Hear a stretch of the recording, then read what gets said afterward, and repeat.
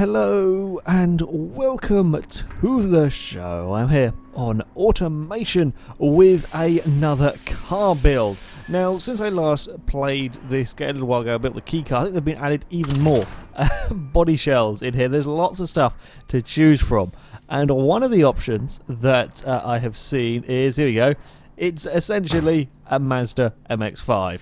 Now, I could try and build a replica of my real-life car, but I'd much rather try and build sort of a car from scratch, if you like. I'd much rather build, let's say, a competitor for the MX-5, and that is what I am going to have a go at building. Now, there are all sorts of different sort of sports cars bodies that you can work with. They've got this sort of Lotus Esprit-esque one that is quite cool. Got sort of a Mitsubishi Starion one. I do like that they've got a bloody... It's not a sports car at all, but they've got Land Rover Defender-ish looking thing. It's pretty cool. There's loads of stuff to choose from in here now. If you want to build, I mean, you can go and build it's like an old Triumph sort of thing almost. Triumph Stag? I don't know. Something along those lines. Yeah, there's loads and loads of stuff to choose from.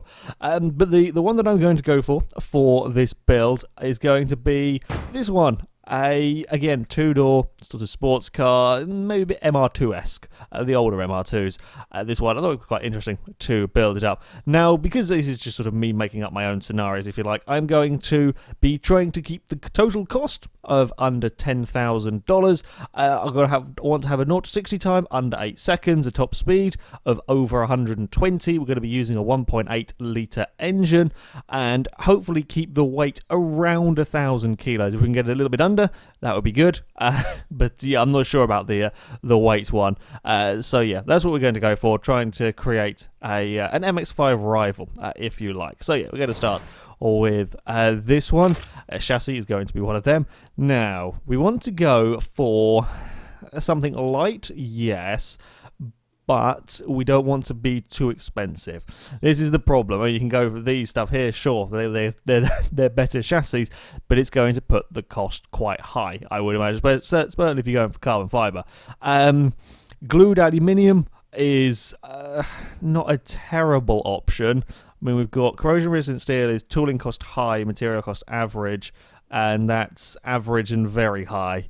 It will keep the weight down. We may have to go... I'm going to go with the aluminium for now. We may have to come back and change that, because it's going to be...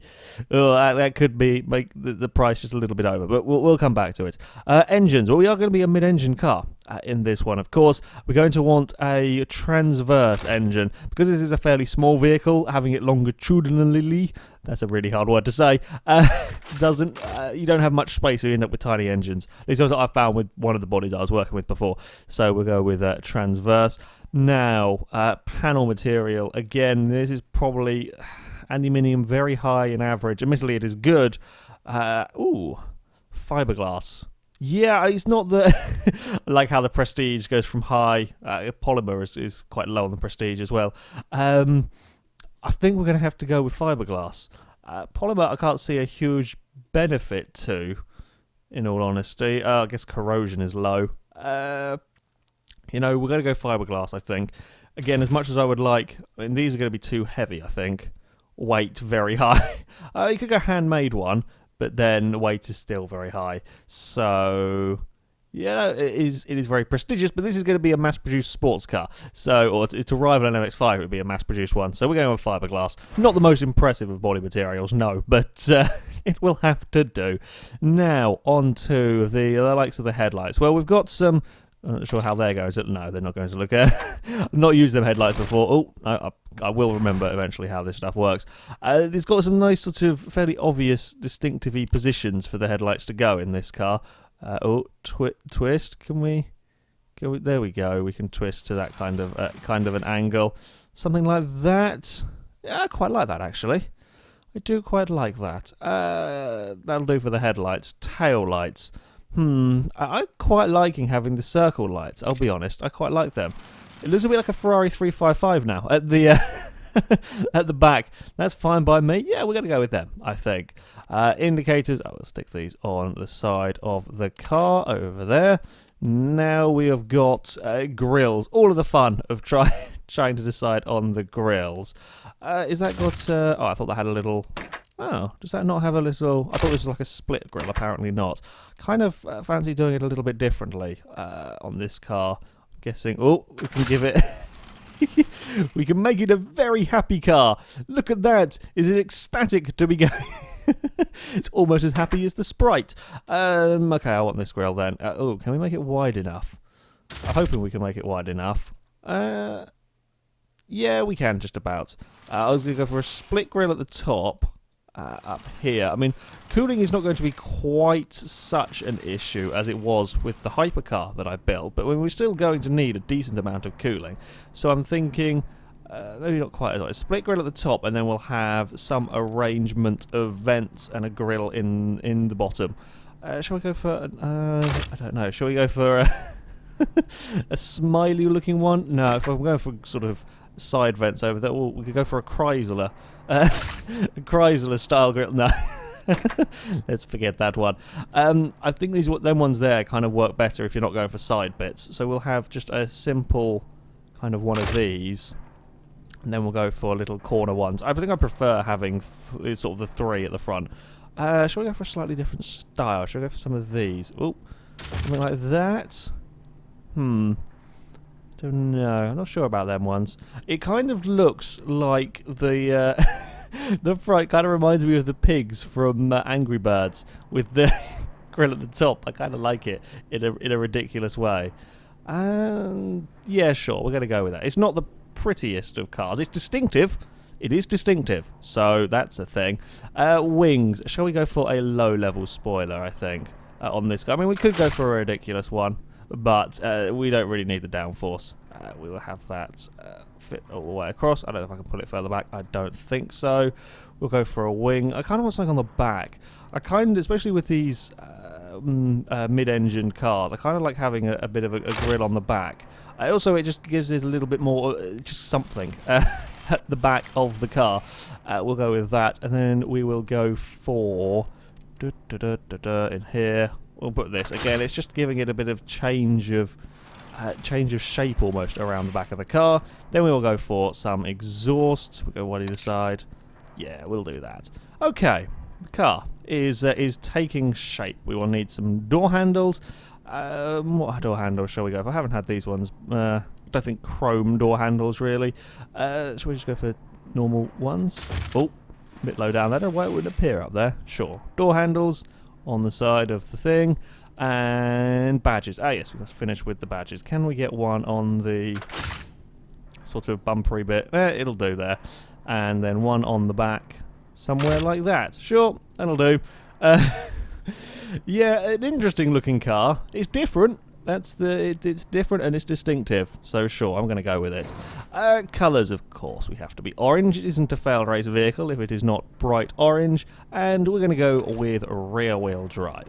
Okay, to build a new engine for the vehicle, we're going to keep it as an inline 4. Material, we'll go for aluminium engine. We're going to have a 1.8 litre. That's what we're going to go for. There we go. Can we... I'm sure there is a way of making it exact. Bugger me if I can remember how to get it exactly. Oh, there we go. I can with some guessing we can get it there. Now I've got to be careful. Its engine is going to fit all within the size. There's no problem. Now I've got to be careful for not going for too much power because I've still got to keep the price down. We're still got to keep the price relatively low. I'm going to go with... I think this is the best option. That starts making it, again, it gets a little bit more expensive. This is quite expensive, dual overhead cam, I believe. But it's going to be worth it. We're going to want a decent engine if we're going to make a sports car. Again, having an aluminium head is a little bit more money. We're not going to go for variable valve lift. Crank, what do we want? Now, we're not going to have the most powerful engine in here. We're looking at around 200 horsepower. But we do need... It's still going to be a sporty engine, so I think we're going to go with forged steel here. Conrods... Again, I don't think we quite need titanium ones. We will probably have it as a quite high RPM engine, so I'm thinking the I-beam steel... I mean, we're not going to be putting out thousands of horsepower, so I don't really need to... There's not the necessity to have them. I think high RPM and average torque should do it. The RPM we need... we don't really want a lightweight forge, that'll be expensive. We need something with dealing with high RPMs, and there we're going to have to go with forged. Basically, we will have all of that. I will come back and change all of these once the engine is built.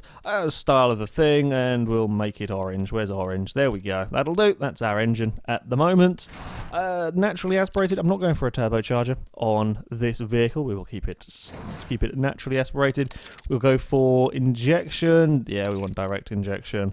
We want throttles per, and we want performance intake.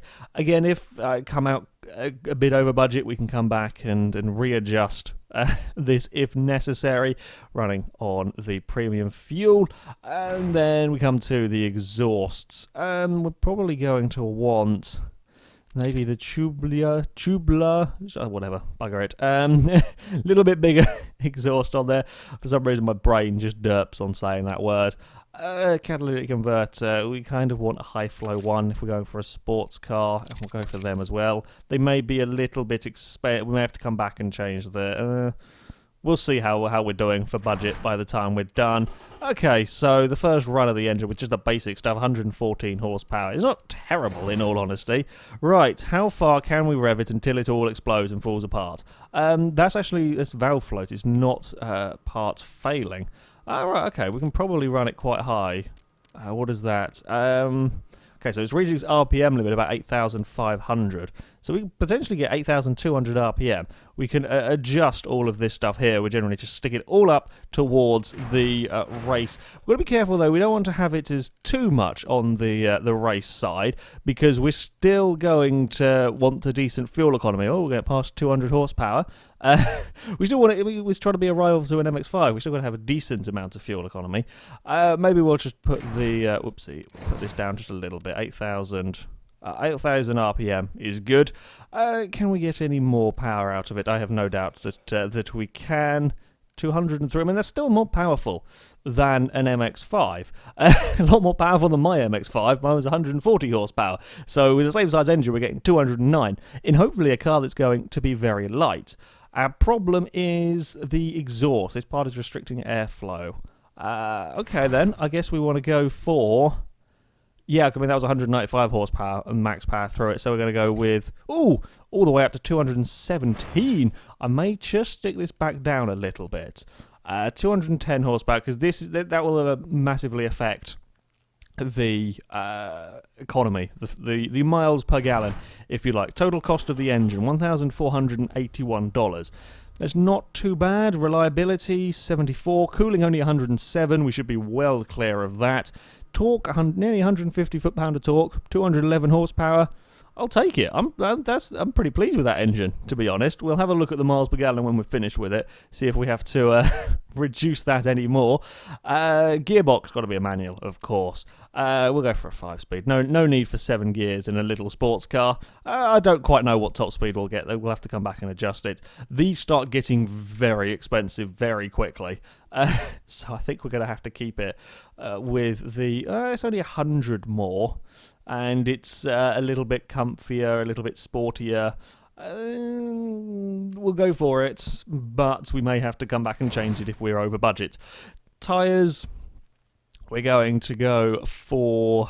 we kind of want sportier tyres. Again, we can come back, make tyre width nice and big for drivability, go for some alloy wheels.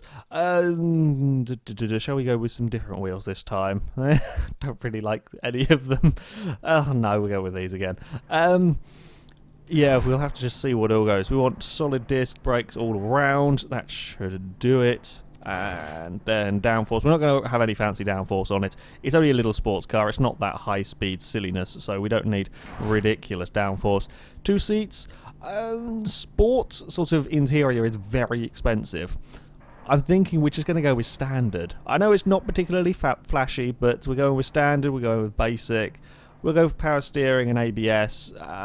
Who needs... the traction control just takes away from the fun. We don't need that. And stability and launch control, no, we don't. Again, it's only a little sports car. We don't need them.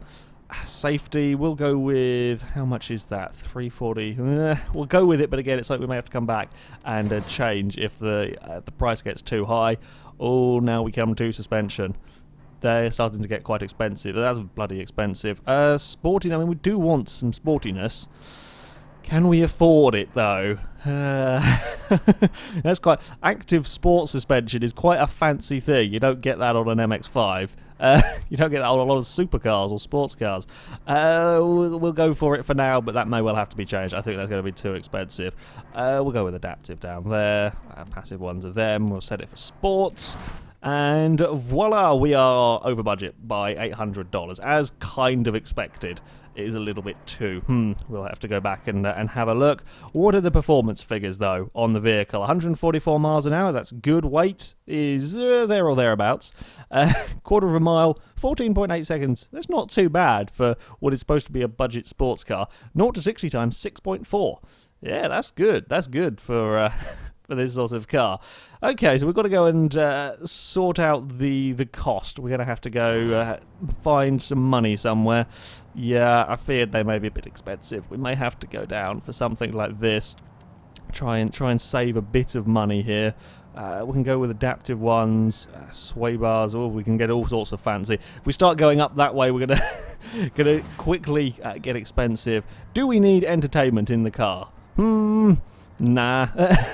We will save some weight and save some money. I mean, look at that, 37 miles a gallon, and we've got the weight under 1,000 kilos, which is very good. It is very good. Now, how are we doing on budget? We're going to find $134. 134. Where can we shave that off? How much is that less? Oh, we're only shaving off a little bit. Wheels, that's only a tiny bit. That's not. Yeah, okay. We can't. That's not going to do the big enough difference that we need. Fear we may have to do that. I mean, that's a big chunk of... Yeah, we're going to have to go with that, I am afraid. How close are we? Was that it? No, we got $26. $26. Reliability is good. Weight is good. Miles per gallon is still... That's probably more impressive than my car would do. I don't know what mine does, but I'm pretty sure it isn't that. Safety is okay. Prestige, we're not worried about. Comfort... I'm not sure what are good figures for some of these stuff. I'm not quite sure what they're measured out of. Drivability, meh. It can't be that hard. It's small and light and has big tyres. So I'm assuming that they're okay scores. Are we going to go for? Yeah, I mean that would do it. We'll go for the harder tyres. And if people want to go and make the car, with $2 bloody $2. Where can we shave off $2 on the? On the price? If I go for one piston, what are the things? Calipers, there we go, on the rear. As a lot of braking is done through the front wheels, we will go for that. I mean, it hasn't made a huge amount of difference on the figures, so we'll go for that, I think.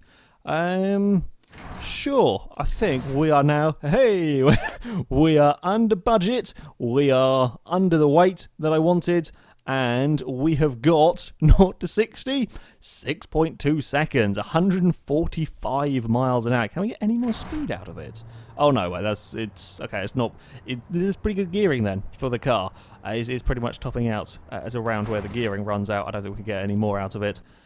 There we go. That is my Mazda MX-5 rival. I'm just looking at all of the things here. I mean, I'm pretty satisfied with that. I would have this car. I would have this. That's in 6.2 seconds to 60. Okay, it doesn't sound that impressive when you compare it to your Ferraris and your Lamborghinis and so on. But the MX-5 that I have, I think it's supposed to be 8.0. I think a Toyota GT86 is only like 7.8 seconds. So 6.2 is pretty good from a car. There we go. That is my Mazda MX-5 rival. It's a distinctive looking car. I quite like the silliness of it. Yeah, a little bit of MR2, a little bit of Ferrari 355 at the back, and a little bit of Angry Birds as well, just for good measure. Anyway, that is it for this video, guys. So thank you very much for watching, and until next time, goodbye.